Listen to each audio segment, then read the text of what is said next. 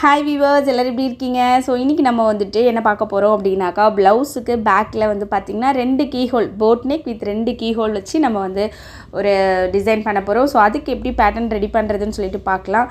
So எனக்கு வந்து மடிச்சதுக்கப்புறம் ஒரு 6.25 இன்ச் தேவை. நான் பேப்பரில் வந்து 6 இன்ச் தான் இருக்குது, இருந்தாலும் பரவாயில்ல, நான் கரெக்டாக அதுக்கு அட்ஜஸ்ட் பண்ணிவிட்டு நான் கட் பண்ணும்போது அட்ஜஸ்ட் பண்ணிக்கிறேன். இப்போ வந்து பார்த்திங்கன்னா அந்த ஷோல்டருடைய அகலம் வந்து 2 இன்ச் இருக்கணும்.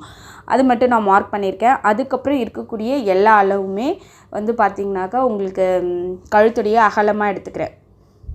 ஸோ இந்த கோடு போட்டிருக்கேன் இல்லையா, அதுக்கு மேலே இருக்கிறது நான் கட் பண்ணிவிடுவேன். அதுக்கு கீழே ஒரு 3 இன்ச் மார்க் பண்ணி ஒரு பாக்ஸ் போட்டுக்கலாம். ஸோ வீடியோ ஸ்கிப் பண்ணாமல் பாருங்கள். ஏன்னு கேட்டிங்கன்னா, நான் வந்துட்டு இது அழகாக எப்படி பேட்டர்ன் ரெடி பண்ணினேன், எப்படி அதை வந்து ப்ளவுஸில் வந்து ட்ராயிங் பண்ணிவிட்டு அதை எப்படி அதே டிசைனை வந்து உங்களுக்கு அந்த ஒர்க் பண்ணி முடிச்சிருக்கேன் அப்படின்றத ஃபுல்லாக வீடியோ நான் போட்டிருக்கேன். அதனால் வீடியோ ஸ்கிப் பண்ணாதீங்க. நிறைய விஷயம் உங்களோட நான் ஷேர் பண்ணிகிட்ருக்கிறேன்.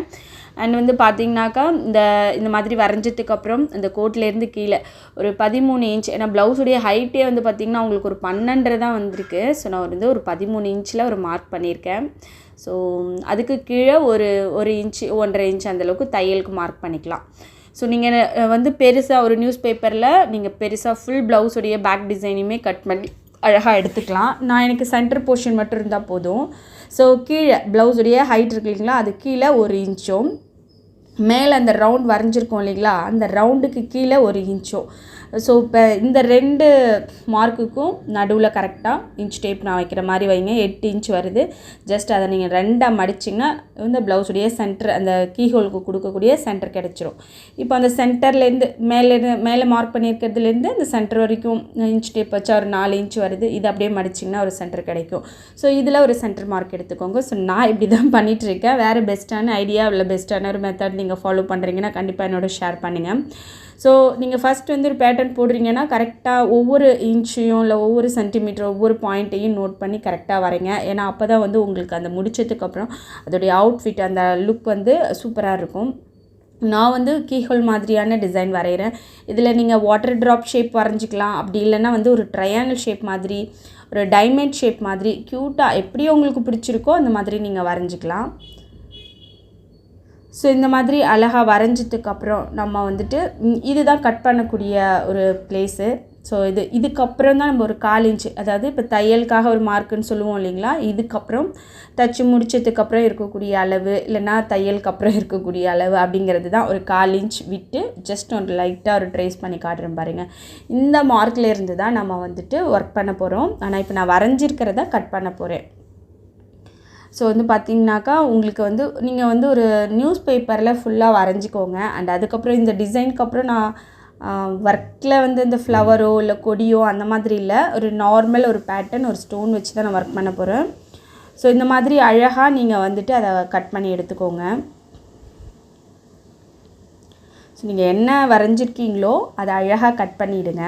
ஸோ இது கொஞ்சம் சார்ட் பேப்பர் மாதிரி இருக்கிறதுனால எனக்கு அழகாக வளைஞ்சி கொடுக்கல. நீங்கள் அழகாக வந்து A4 ஷீட் எடுத்துக்கோங்க. அப்படி இல்லைனா நியூஸ் பேப்பரோ இல்லைனா ஒயிட் பேப்பர் இருக்குது பார்த்திங்களா, அது கொஞ்சம் உங்களுக்கு நல்லா லென்த்து, நல்லா அகலம், நல்லா அழகாக இருக்கும். ஏன்னா உங்களுக்கு பிகினர்ஸாக இருக்கிறோம் அப்படிங்கும்பொழுது கரெக்டாக இருந்துச்சுன்னா நல்லாயிருக்கும். அதுக்காக நான் சொல்கிறேன். ஸோ இந்த மாதிரி கட் பண்ணிக்கோங்க. எனக்கு மெயினாக வந்து நம்மளுக்கு அந்த சென்டர் போர்ஷன் கரெக்டாக வேணும், அதுதான் எனக்கு மெயினு.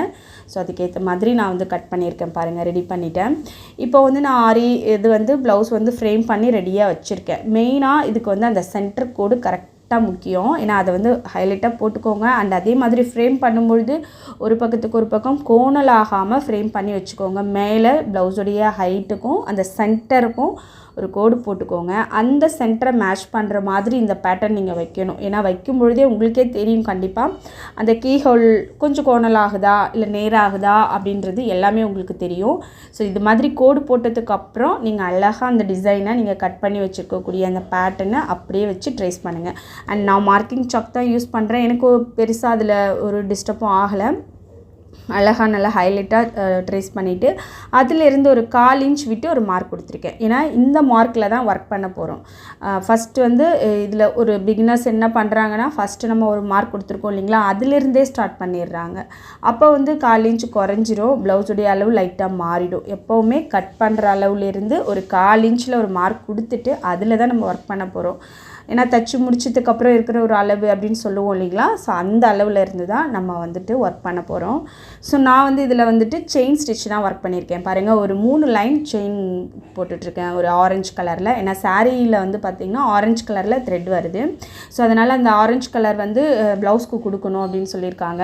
அதே மாதிரி சாரியும் இப்போ ப்ளவுஸும் ரன்னிங்லே தான் இருக்குது. அது முடிச்சதுக்கப்புறம் வந்து பார்த்திங்கனாக்கா ஒரு லைன் மெஹந்தி கலரில் இருக்கக்கூடிய சுகர் பீட் ஒரு லைன் கொடுத்துருக்கேன். இதுக்கப்புறம் வந்து பார்த்திங்கனாக்கா குந்தன் ஸ்டோன்ஸ் நான் எடுத்திருக்கேன். பாருங்கள், ஒரு ஸ்கொயர் ஷேப்பில் இருக்கக்கூடிய குந்தன் ஸ்டோன்ஸ் எடுத்திருக்கேன். குறிப்பாக வந்து நான் ஹோல்ஸ் இருக்கக்கூடிய ஸ்டோன்ஸ் தான் நான் எப்போவுமே எங்கள் ஏரியாவுக்கு அதுதான் எனக்கு செட் ஆகும், அதுதான் நான் ரெஃபர் பண்ணுவேன்.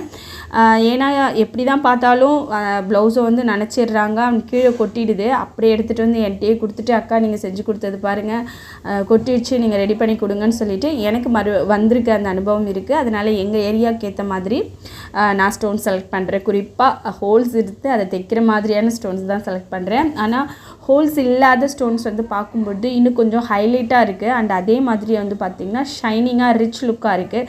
ஸோ உங்களுக்கு எப்படி நீங்கள் வந்து ஸ்டோன் செலக்ட் பண்ணுமோ அந்த மாதிரி நீங்கள் செலக்ட் பண்ணிக்கோங்க. ஸோ இந்த மாதிரி ஒட்டினதுக்கு அப்புறம் ஃபுல்லாக நான் வந்துட்டு கொஞ்சம் காய விட்டுட்டு அதுக்கப்புறம் அழகாக ஸ்டிச் பண்ணிவிட்டேன். ஒவ்வொரு ஸ்டோன்ஸையுமே அழகாக ஸ்டிச் பண்ணி முடிச்சிட்டேன். அதுக்கப்புறம் வந்து பார்த்திங்கனாக்கா உங்களுக்கு ஃபுல்லாக இதுலேயும் ஒரு அவுட்லைன் கொடுத்தேன்.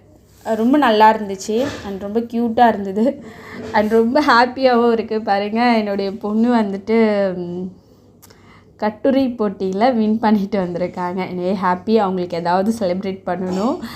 அண்ட் இந்த மாதிரி வேலை டைமில் கூட கரெக்டாக செய்ய முடியலை, பிள்ளைங்களோட ஸ்பெண்ட் பண்ண முடியல. சரி, கண்டிப்பாக அவங்களுக்கு ஒரு சர்ப்ரைஸான ஒரு கிஃப்ட் ரெடி பண்ணி கொடுக்கலாம்.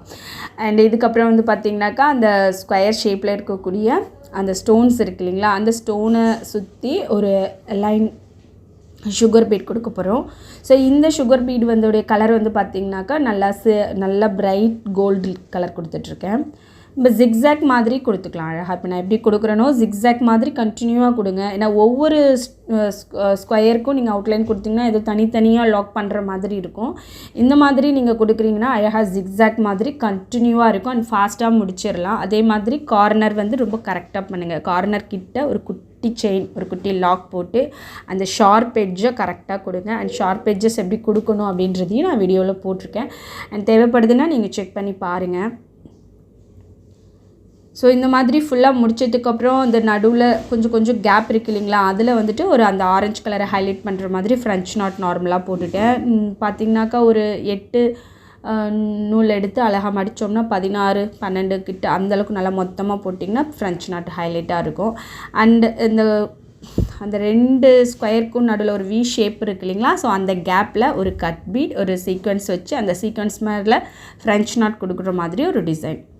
ஸோ ஃபுல்லாக முடிச்சாச்சு. ரொம்ப சிம்பிளாக இருக்கிற மாதிரி இருந்தாலும் ரொம்ப வேலையாக செஞ்ச மாதிரி இருந்தது அண்ட் ரொம்ப அழகாக வந்துச்சு. எப்போவுமே வந்து ஃப்ரெஞ்ச் நாட் இந்த கட் பீட் சீக்வன்ஸ் எல்லாமே நம்ம ஒர்க் பண்ணுறோம் அப்படின்னாலே அந்த ப்ளவுஸுடைய அந்த லுக் வந்து பார்த்திங்கன்னா நல்லா அழகாக இருக்கும். ஒரு கிராண்ட் லுக்கில் ரொம்ப அழகாக இருந்துச்சு. இந்த பேட்டர்னே தான் ஃப்ரண்ட் நெக்குக்கும் சேம் இதே பேட்டர்ன் தான். ஸ்லீவுக்கும் வந்து பார்த்திங்கன்னா இதே தான் ஒர்க் பண்ணியிருந்தேன். ஸ்லீவுக்கு மேலே மட்டும் ஒரு 4-5 இடத்துல புட்டாஸ் போட்டேன். ஸோ அது எப்படின்னா இந்த cut beat and sequence French not mix பண்ணி ஒரு ஒர்க் பண்ணுற இல்லைங்களா, ஒரு ஃப்ளவர் மாதிரி. ஸோ இதே தான் கொடுத்துருந்தேன். ஸோ கஸ்டமர் கேட்டிருந்த மாதிரி ரொம்ப அழகாக வந்துச்சு அண்ட் ரொம்ப சூப்பராக இருந்தது. செய்யும்பொழுது தான் கொஞ்சம் கஷ்டமாக இருந்த மாதிரி இருந்துச்சு அண்ட் முடிச்சதுக்கப்புறம் ரொம்ப அழகாக இருந்தது. ஸோ உங்களுக்கும் இது பிடிச்சிருக்கும்னு நினைக்கிறேன். பிடிச்சிருந்தால் லைக் பண்ணுங்கள், உங்கள் ஃப்ரெண்ட்ஸ் ரிலேட்டிவ்ஸோடு ஷேர் பண்ணுங்கள். அண்ட் இது வரைக்கும் நம்ம சேனலில் நீங்கள் சப்ஸ்கிரைப் பண்ணாமல் பார்த்துட்ருக்கிறீங்கன்னா சப்ஸ்கிரைப் பண்ணிவிடுங்க. கண்டிப்பாக வந்துட்டு நான் சோர்ந்துருக்கிற நிறைய நேரத்தில் வரக்கூடிய லைக்ஸ் அண்ட் கமெண்ட்ஸ் ரொம்ப ஹாப்பியான ஒரு ஃபீல் கொடுக்குது. ஸோ வீடியோ பார்த்ததற்கு நன்றி.